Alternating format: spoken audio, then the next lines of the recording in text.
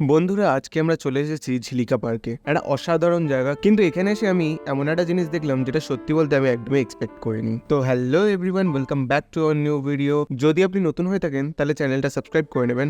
আজকে আমরা এক্সপ্লোর করতে যাচ্ছি ঝিলিকা পার্ক। অনেকদিন ধরে এখানে আসার প্ল্যান করছিলাম, ফাইনালি আজ চলেই এলাম। নিজের নামে পার্ক দেখে পাগল হয়ে গেছে, নিজের জন্য ছেলে খুঁজছে পার্কের ভেতরে।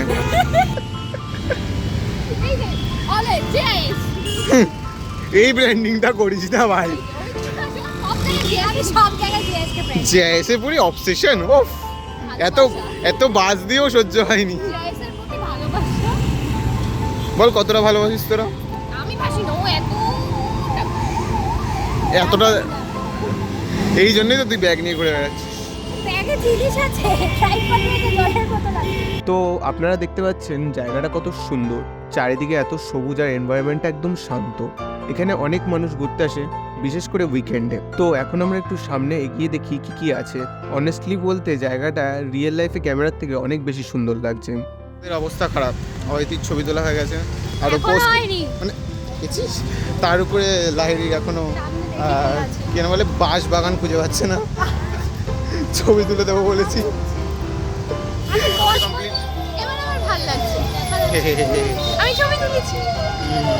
ছবি তুলে মজা পেয়েছো? আজকেও ঝিলিকা পার্ক, পশ্চিমবঙ্গ সরকারের ঝিলিকা পার্কের জন্য আমি সরকার ভেবেছে। দেখা যাচ্ছে না গাইস, একে দেখা যাচ্ছে, এর নামই পার্ক। হ্যাঁ, ওই বোর্ড দেখাতে পারলাম না, সরি। এই ওই দিকটা আরো সুন্দর ভাই। অনেকক্ষণ ধরে আমরা ঝিলিকা পার্কে ঘুরছি, অ্যাম্বিয়েন্সটা খুবই ভালো। আমরা অনেক কন্টেন্ট আনছি, সাথে আমরা ছবিও তুলেছি অনেকগুলো। মানে আমাদের তো পোষাচ্ছে না, দেখতে পাচ্ছি না, চোখে পট্টি বেঁধে আসলে ভালো হতো।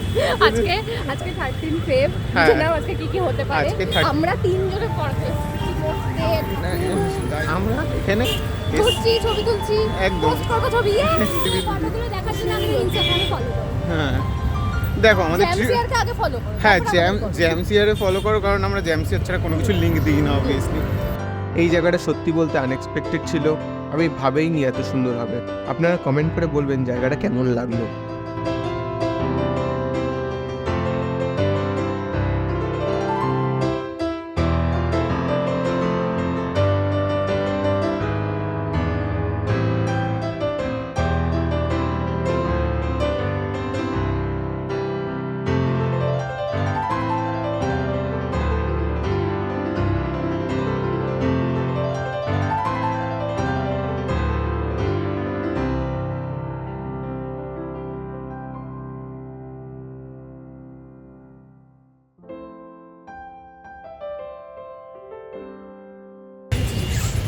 আমরা এখন ফ্রাস্ট্রেটেড ঝিলিকা পার্কের সামনে আমরা ভিডিও এখানেই শেষ করছি। দেখা হচ্ছে নতুন কোনো ভিডিওতে। তো আজকের জন্য টাটা।